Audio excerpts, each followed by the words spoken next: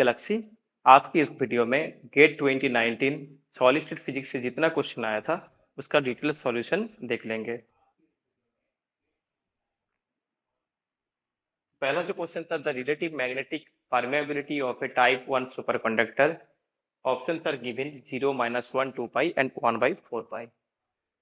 Type 1 जो superconductor होता है, actually this is diamagnetic material.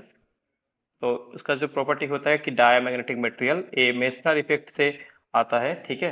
तो मेसनर इफेक्ट जो होता है कि टाइप 1 सुपर कंडक्टर शो करता है, और मेसनर इफेक्ट से जो प्रॉपर्टी आता है कि superconductor as like a diamagnetic material. So diamagnetic material होने से ससेप्टिबिलिटी जो आता है कि -1, और जो है कि रिलेटिव परमेबिलिटी। तो रिलेटिव परमेबिलिटी का जो रिलेशन होता है ससेप्टिबिलिटी से, वो है कि mu R equal to 1 plus chi M. So that means relative permeability for the type 1 superconductor तो क्या होगा कि 0। तो इसका जो राइट ऑप्शन है ऑप्शन ए। क्वेश्चन आया था लैटिस वाइब्रेशन से, in order to estimate the specific heat of phonons the appropriate method to apply would be Einstein model for the acoustic phonons and the Debye model for the optical फोनॉन्स। ऐसे करके 4 option given था। तो इसमें जो right option होगा कि option B जो है कि Einstein model for the optical phonons and the Debye model explain by the acoustic phonons के लिए, ठीक है। तो क्योंकि देखिए कि जो आइंस्टाइन का जो मॉडल था ना, एक्चुअली आइंस्टाइन मॉडल से क्या होता है कि कंसिडर किया गया था कि the atom in a lattice are oscillating in the different modes with the same frequency. तो आइंस्टाइन के मॉडल में, आइंस्टाइन जो मॉडल था उसमें different modes but the same frequency. Okay, so and the since this energy distribution, energy estimated by the using the Bose-Einstein distribution, that is known as to be the E equal to 3n of h cut omega under e to the power h cut omega under kt minus 1। तो ये था actually क्या था कि Einstein model में the different modes and same frequency, and यही consideration था, same frequency. Okay, but जो डिबाई मॉडल में क्या था कि डिबाई मॉडल के लिए डिबाई मॉडल और डिबाई मॉडल क्या था कि एक्चुअली डिबाई मॉडल में क्या था, ये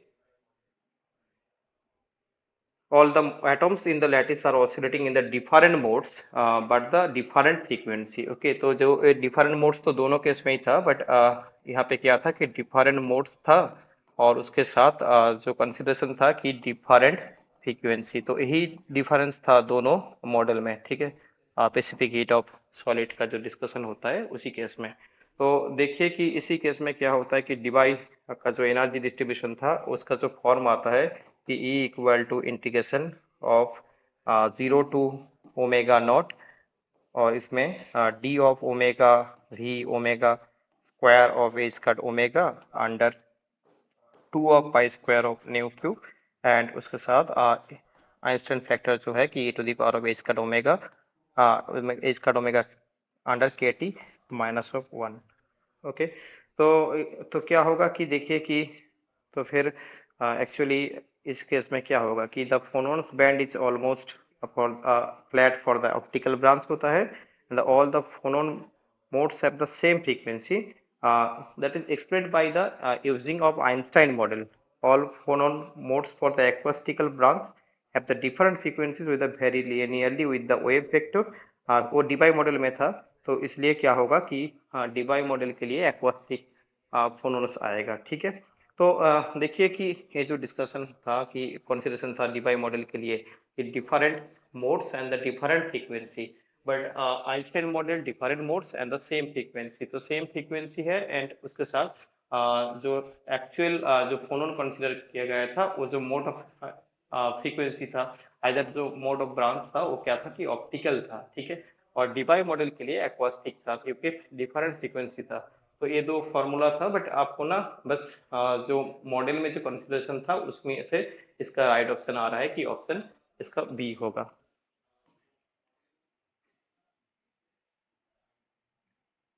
नेक्स्ट जो क्वेश्चन है देखिए कि consider a three dimensional crystal of N inert gas atoms, the total energy is given by, equation given है और उसमें ना पी और क्यू जो है उसका डाटा भी neighbor distance between two atoms. Okay, the two constant epsilon and r have the dimensions of the energy and the length respectively. The question is asked in the equilibrium separation between two nearest neighbor atoms in units of sigma or rounded of two decimal places.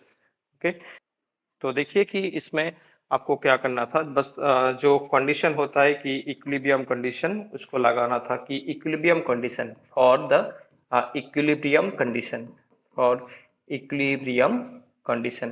तो equilibrium का मतलब है कि minimum potential energy. Okay, so that means of del of U function of R given था कि U is a function of R यहाँ पे given था। तो del of U R under del of r equal to that is zero. So वो जो distance है actually r of e। Okay, तो यहाँ से इक्विलिब्रियम कंडीशन आएगा तो इसमें आपको लगा के रिजल्ट लेके आना था। ठीक है, तो इसका जो कॉन्सेप्ट है ना, ये जो है कि इधर होता है कि पोटेंशियल एनर्जी और इसमें होता है कि डिस्टेंस, और ये जो ग्राफ आता है कि ऐसे ग्राफ आता है, और इसी के इस ये जो ग्राफ पॉजिटिव रीजन में आता है वो रिपल्सिव के लिए, एंड ये जो आता है एक्चुअली एट्रैक्टिव के लिए। ठीक है, तो देखिए कि ये जो पॉइंट है, this is the minimum potential energy and this point is called the equilibrium point. ठीक है, इसी को इक्विलिब्रियम पॉइंट बोला जाता है। और क्या होता है कि इसी पॉइंट पे एट्रैक्टिव जो फोर्स होता है तो वो इक्वल होता है रिपल्सिव फोर्स से। ठीक है, तो इक्विलिब्रियम पॉइंट मतलब कि स्लोप से होता है कि del u under del r, तो यहाँ पे कैपिटल आर से डिफाइन किया गया था, तो del u under del r that means slope will be zero. Okay, तो इसीलिए इक्विलिब्रियम कंडीशन में ये आपको लगाना है। ठीक है, तो इसमें आपको तो कैलकुलेशन करना होगा कि डेल डेल आर, और इसमें यू जो गिवन था देखिए कि two of n of epsilon, और उसके साथ small p of sigma under r whole to the 12, q of sigma minus sigma under r that is 6 a था, तो that is equal to zero. और आर को क्या लिखना था कि आर ई। ओके, सो इसको पहले डिफरेंशिएट कर लेते हैं, then r equal to r e put करना है। ठीक है, तो इसको डिफरेंशिएट करेंगे तो आर से सिर्फ डिफरेंशिएट होगा, तो दैट मीन्स क्या आ रहा है देखिए कि minus of 12, this is minus of 12 P of sigma 12 sigma to the power 12 under आ रहा है कि आर टू द पावर 13, और इसमें जो आ रहा है कि 6 of cube sigma to the power 6 under r to the power 7 equal to zero. और ये जो था कि 2n epsilon that is a constant, so zero under constant that is zero. Okay, तो ए आर क्या था कि a r actually equilibrium distance. ठीक है, तो इसमें से ना देखिए कि आर इक्विलिब्रियम आर इक्विलिब्रियम 6 आएगा, तो क्या आ रहा है कि A 2p of sigma to the power 6 under Q आ रहा है। ठीक है, तो देन देखिए कि आपको क्वेश्चन में पूछा गया था the equilibrium separation, that means r equilibrium क्या है। और इसमें देखिए कि क्वेश्चन में ना small p and small q जो वो गिवन था। ठीक है, तो इसमें यूज करना होगा कि आर ई इक्वल टू क्या आ रहा है कि आर ई इक्वल टू आ रहा है कि 2p sigma to the power 6 under cube whole over 1/6। तो अभी आपको ए पी और क्यू का वैल्यू पुट करने से जो रिजल्ट आएगा वो है एक्चुअली 1.09 ऑफ सिग्मा। ठीक है, तो अभी क्वेश्चन में बोला भी गया था कि the equilibrium separation between two nearest neighbour atoms in units of sigma, और यहाँ पे देखिए कि rounded off to decimal places, तो two decimal places that means 1.09, इसका रिजल्ट होगा 1.09, 1.09 इसका जो करेक्ट आंसर हुआ था। तो देखिए नेक्स्ट क्वेश्चन देख लेते हैं। तो the energy wave vector in dispersion, energy wave vector E K that means dispersion relation for a particle in two dimension in the given energy wave vector, that means dispersion relation is given E equal to Ck, where C is a constant. If its density of states D is proportional to e to the power of p, then the value of p is, question में वही पूछा जा रहा है कि density of state इसी system के लिए ऐसे होगा कि e to the power p होगा, तो p का वैल्यू क्या है।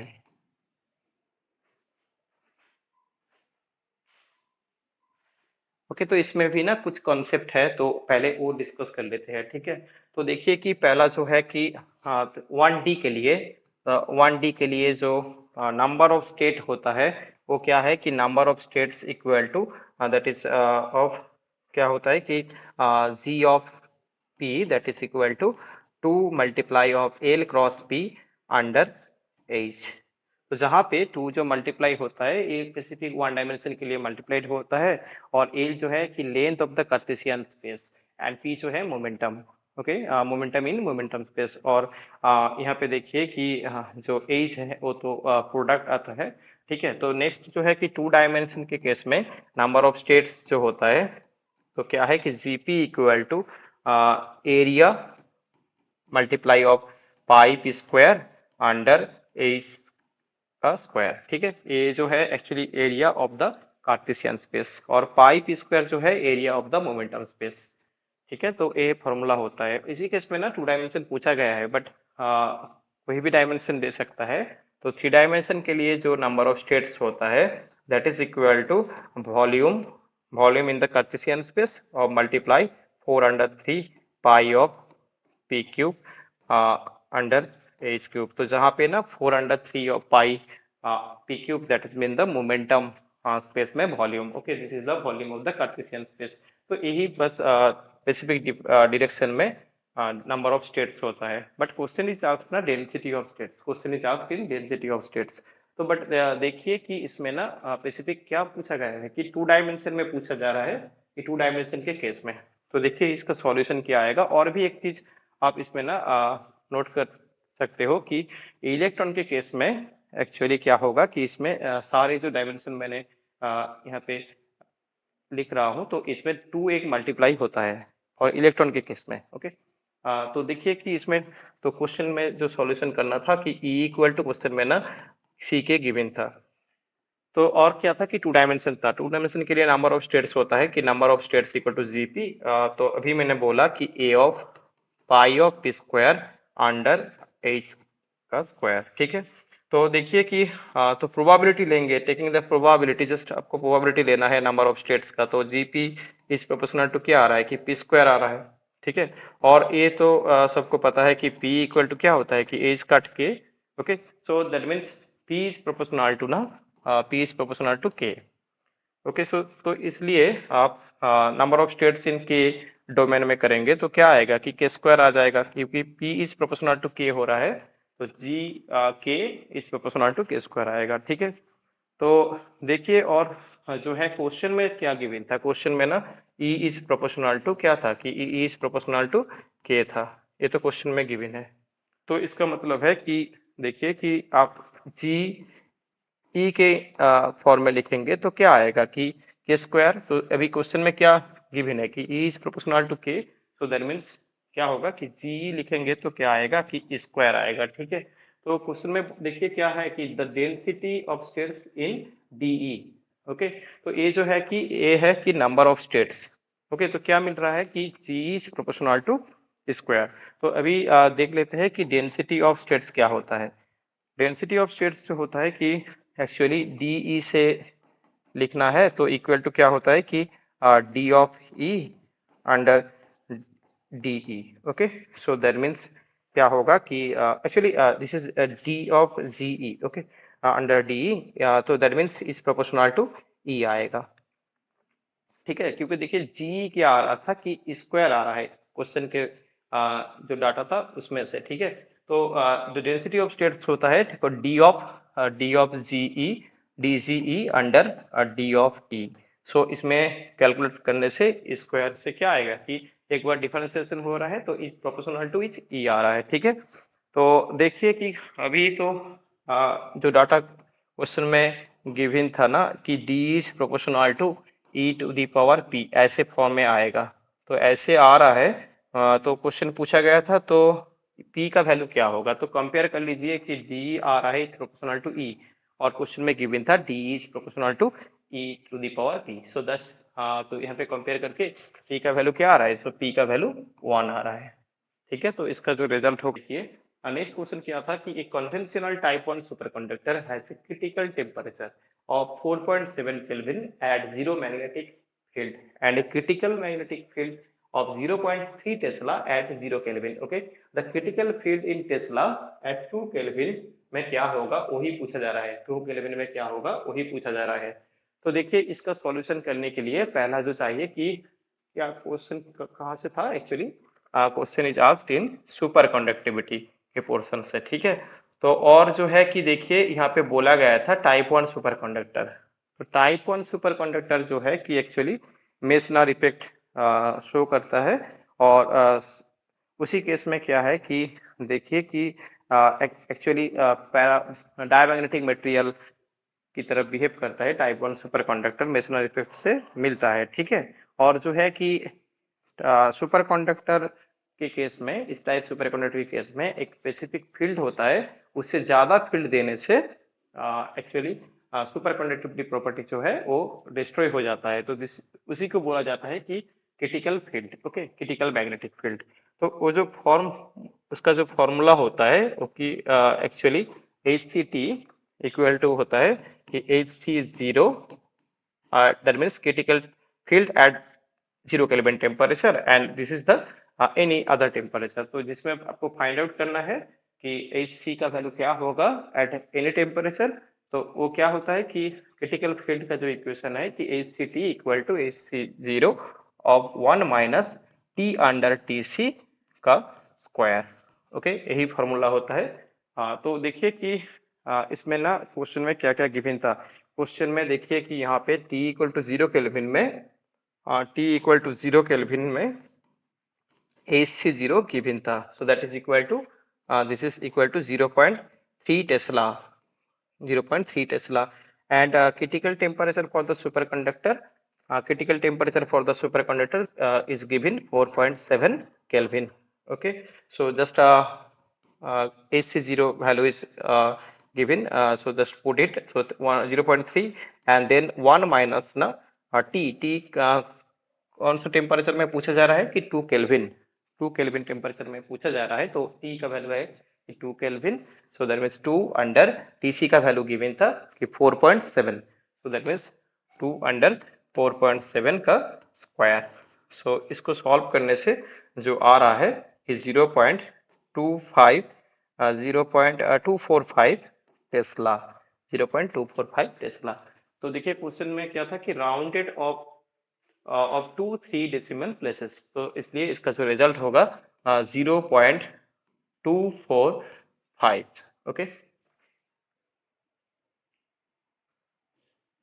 हाँ तो ठीक है, तो बोला गया था कि the critical field in tesla, तो at 2 kelvin, so just answer is 0.245 tesla. और नेक्स्ट क्वेश्चन देखिए कि ये particle of mass m moves in a lattice along the x-axis in the periodic potential, that is Vx equal to V of x plus t. That this question is asked ना actually the band theory of solids, okay, के part से पूछा गया था। The corresponding Billiard Jones extend from the minus k naught to k naught with these two k points being equivalent if a weak field F in the x direction is applied to the particle. It starts the periodic motion with the time capital T using the equation of motion, that is F equal to dp crystal under dt for a particle moving in a band where the p crystal is the crystal momentum of the particle. The question is asked in the period T is found to be the value of period क्या होगा कि option जो given था H R था। ठीक है,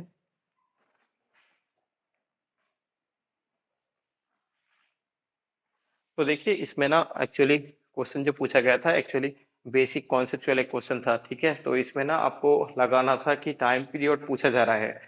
आप ना इसको एक्चुअली क्वेश्चन जो था ना आपको देख के लग रहा है कि क्या होगा, या देखिए इसमें ना जो सीधा साधा क्वेश्चन ये क्वेश्चन था एक्चुअली, ठीक है। तो इसमें ना आप हाइजेनबर्ग अनसर्टेनिटी प्रिंसिपल लगा दीजिए तो रिजल्ट आ जाएगा, ठीक है। क्योंकि देखिए कि यहाँ पे ना potential energy, so dust potential energy is is stored is stored inside the particle, okay, when it is displaced distance d। Okay, तो ऐसे लिख लीजिए जो क्वेश्चन था actually, it is displaced when it is displaced when it is displaced uh, d on displaced distance, लिख सकते हो displaced distance d on application of on applied either application of force, that is F, okay, force F। so that means देखिए कि potential energy equal to work done, okay। so potential energy equal to क्या होता है कि अभी work done आएगा, so work done equal to force into displacement। so according to the Heisenberg uncertainty